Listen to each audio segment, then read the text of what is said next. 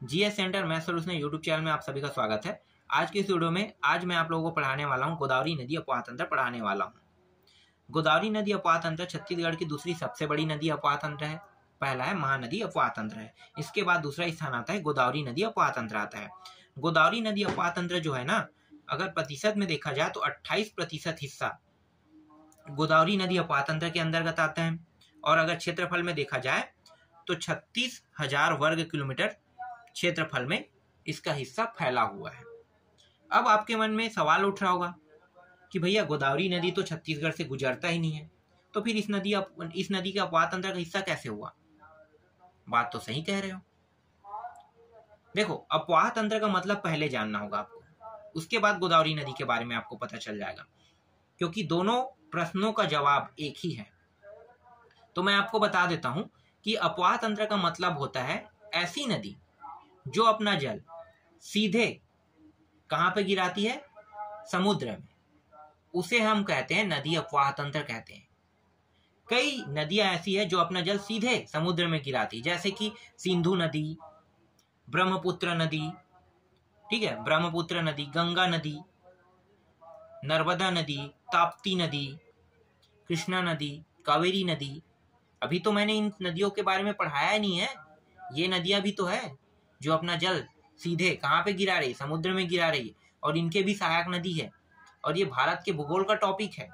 अभी तो हम छत्तीसगढ़ के टॉपिक पढ़ रहे हैं, ठीक है, अभी छत्तीसगढ़ के टॉपिक पढ़ रहे हैं। जब हम भारत के भूगोल के टॉपिक पढ़ेंगे तब मैं आपको पढ़ाऊंगा इसे, कि इन नदियों के बारे में पूरा विस्तार से जानकारी जानेंगे, भारत के बारे में जानेंगे।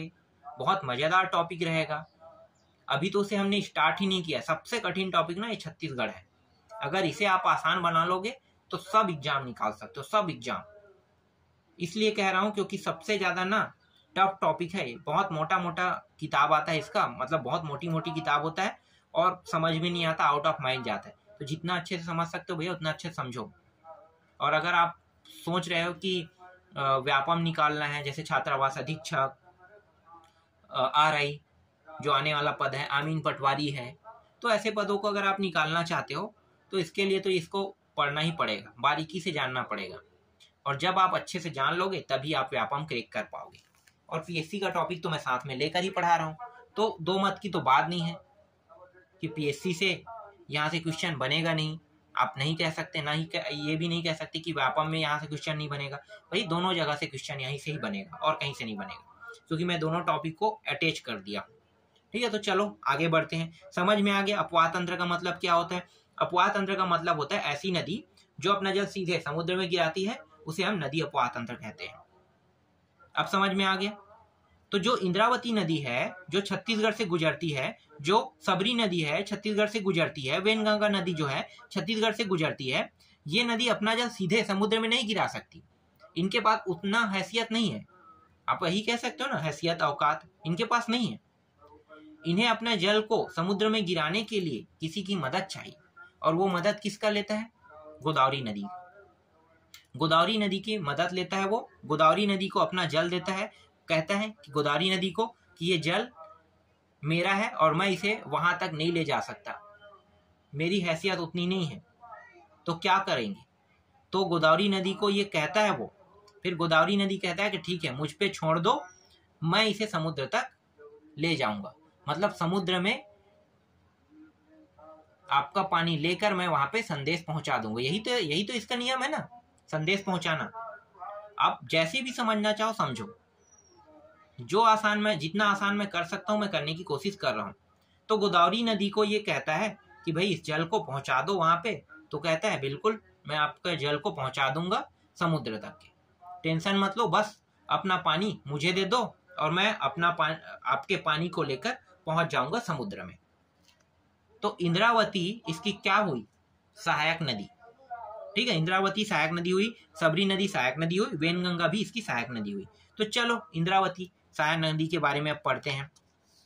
अब शुरू करते हैं इंद्रावती नदी के बारे में। इंद्रावती जो नदी है वो ये जो गोदावरी नदी है ना, इसकी सबसे बड़ी सहायक नदी है। याद रखना, प्रश्न कई बार पूछा गया है कि इंद्रावती की सबसे बड़ी या सबसे नहीं, सॉरी बड़ी नहीं, प्रमुख पूछा गया है। ठीक है, तो इंद्रावती जो नदी है वो गोदावरी नदी की सबसे प्रमुख सहायक नदी है। ठीक है, प्रमुख सहायक नदी। तो गोदावरी नदी की प्रमुख सहायक नदी अगर पूछा जाए तो क्या कहोगे? इंद्रावती नदी को कहोगे। याद रहेगा इंद्रावती नदी। इंद्रावती नदी का उद्गम जो है वो हुआ है मुंगेर पर्वत से, उड़ीसा राज्य के कालाहांडी जिले से हुआ है। इसकी कुल लंबाई 264 किलोमीटर है और बहने की दृष्टि से देखा जाए तो ये इस तरह से बहती है और यहाँ पे आके नीचे में भद्रकाली नामक जगह पे अपना जल गोदावरी नदी पे छोड़ देती है। और गोदावरी नदी क्या करता है? इसके जल को अपने साथ लेकर समुद्र में गिरा देता है। और ये भद्रकाली जो जगह है ये तेलंगाना जिला पे, तेलंगाना राज्य पे पड़ता है। यहाँ तक याद रहेगा? ठीक है, अब इनकी सहायक नदियों को देख लेते हैं।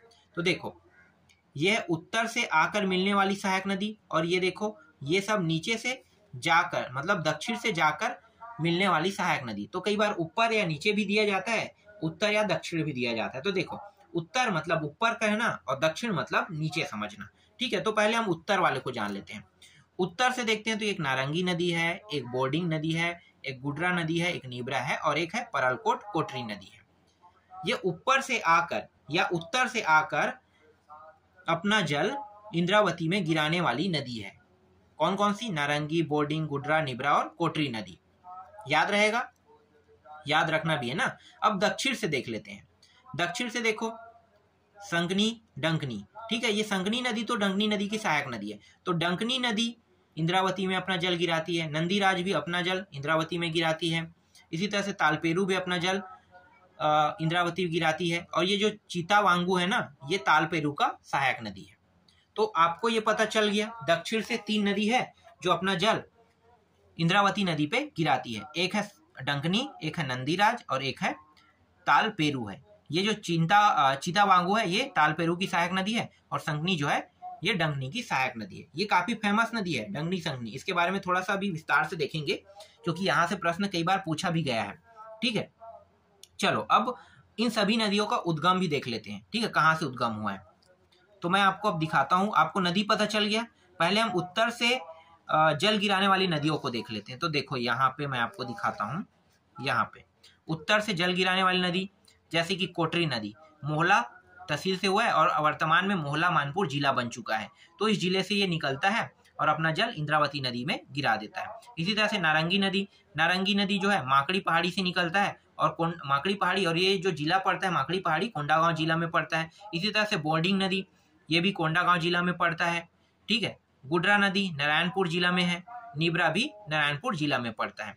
अब दक्षिण से देख लेते हैं।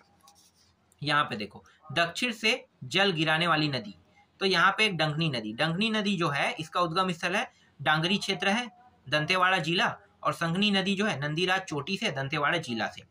ये जो डंकनी नदी है इसकी सहायक नदी कौन सा है? संकनी नदी।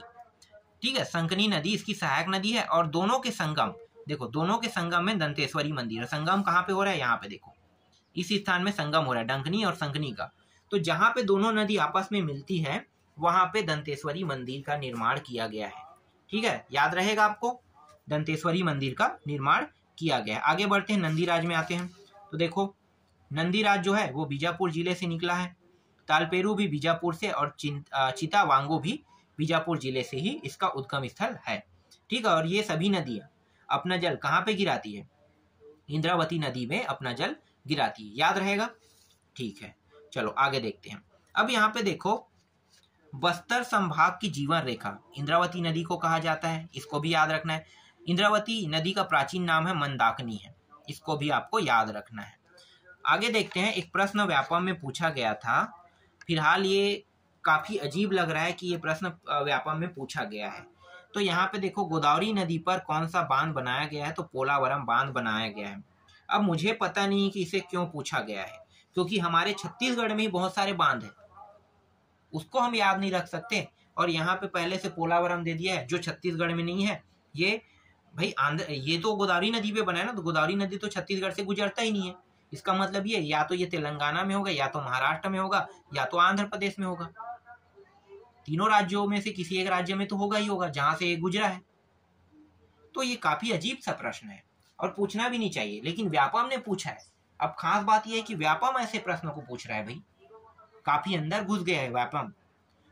तो आपको आंसर क्या लेना है, पोलावरम बांध जो है गोदावरी नदी पर बना है, आंसर लेना है। बस इतना याद रखना कि पोलावरम बांध जो है वो गोदावरी नदी पर बना है। ठीक, याद रहेगा आपको। चलो आगे बढ़ते हैं। अब देखते हैं यहाँ पे सबरी नदी के बारे में देखते हैं। हाँ, एक चीज यहाँ पे मैं बताना भूल गया। यहाँ पे देखो, कोटरी नदी का प्राचीन नाम है परलकोट, याद रखना। परलकोट जो है प्राचीन नाम है, और पहले जो था ना प्राचीन, ये जो परलकोट है, परलकोट का विद्रोह इसी नदी पे हुआ था।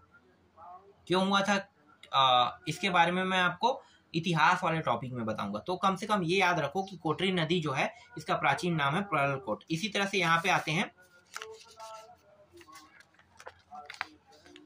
सबरी नदी पे आते हैं। सबरी नदी का जो उद्गम हुआ है वो कोरापुट क्षेत्र से हुआ है। ये भी उड़ीसा राज्य में पड़ता है, और लंबाई में बहने की दृष्टि से अगर देखा जाए तो ये 173 किलोमीटर तक के बहता है, और ये बहने की दृष्टि पे यहाँ से यहाँ तक आता है। और ये कुनावरम नाम की एक जगह है आंध्र प्रदेश राज्य में, वहां पे अपना जल गोदावरी नदी पे मिला देती है। ठीक है, तो आपको ये याद रहेगा। चलो इसके बाद यहाँ पे देखो सबरी नदी को देखते हैं।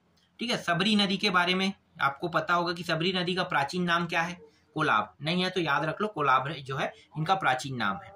और इनके दो सहायक नदी है, एक है कांगेर। ठीक है, एक नदी का नाम है कांगेर, और एक और क्या था मैं भूल गया, शायद 2 नदी था। 1 मिनट मैं देखता हूँ कौन सा है। एक ही याद रखो अभी, कांगेर नदी, क्योंकि ये मुख्य नदी है। कांगेर नदी जो है ना ये मुख्य नदी है, तो सबरी नदी की कांगेर नदी जो है ना सहायक नदी, याद रखो। और कांगेर के सहायक नदी, हाँ इनके 2 सहायक नदी है। एक का मैंने नाम लिखा है मुनगा बहार, और एक है मालेगर। ठीक है, मालेगर और मुनगा बहार है, कुछ यहीं पे है, शायद यहीं आसपास में यहीं पे था। ठीक है, मालेगर जो है यहीं पे है। तो आपको ये याद रखना है, यहाँ से प्रश्न पूछा जाता है और ये पीएससी लेवल का क्वेश्चन रहेगा। ठीक है, तो कांगेर नदी के 2 सहायक नदी है, मुलेगर और मुनगा बहार। इस तरह से आप याद रख सकते हो। और ये अपना जल कहाँ पे गिराता है, आंध्र प्रदेश में गोदावरी नदी पे अपना जल गिरा देता है, कुनावरम के पास। याद रहेगा ये। ठीक है, कितने किलोमीटर तक तो बहता है, 173 किलोमीटर तक के बहता है। समझ में आ गया। ठीक है, इसका प्राचीन नाम भी याद हो गया, कोलाब नदी इसका प्राचीन नाम है। ठीक है, चलो ठीक, आगे देखते हैं।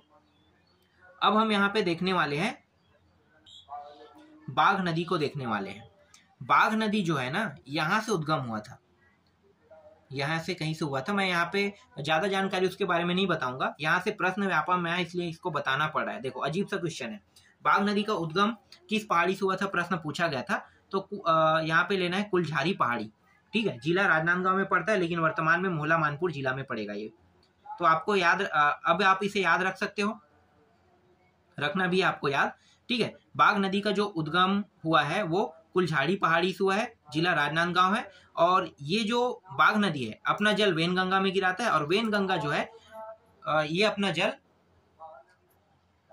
वेनगंगा नदी जो है अपना जल गोदावरी नदी पे गिराता है। तो बस इतना ही इंपॉर्टेंट था, इसमें और कुछ ज्यादा इंपॉर्टेंट तथ्य नहीं है। इतना तो याद रख सकते हो ना, बहुत छोटा वीडियो है और बहुत आसान शब्दों में बताया हूं मैं, तो इसको अच्छे से याद रखना। हाँ, यहाँ पे एक चीज और बता देता हूँ। चलो जहां पे मैं इंपॉर्टेंट कह रहा था उनको देख लेते हैं। यहाँ पे देखो संकनी और डंकनी नदी। ठीक है, डंकनी नदी सबसे प्रदूषित नदी कहा जाता है, ये पता होगा। डंकनी नदी सबसे प्रदूषित नदी है, संकनी भी प्रदूषित है लेकिन इससे कम है। लेकिन संकनी नदी से प्रश्न पूछा जाएगा तो यहाँ पे पूछा जाएगा कि संकनी नदी का कलर कैसा है, तो लाल रंग। लाल कैसा होता है, ब्लड का कलर, खून का कलर, रक्ताब, इस तरह से भी वहां पे ऑप्शन देखने को मिल सकता है। रक्ताब भी देखने को मिल सकता है, ब्लड भी दिख सकता है, खून भी देखने को मिल सकता है।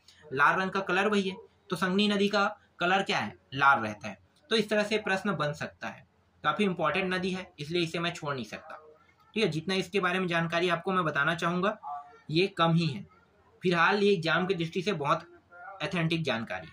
चलो अब यहाँ पे देखो, इंद्रावती नदी के तट पर बसने वाले शहरों को देख लेते हैं। एक है जगदलपुर, यहाँ पे है जगदलपुर, जो है बस्तर का मुख्यालय है।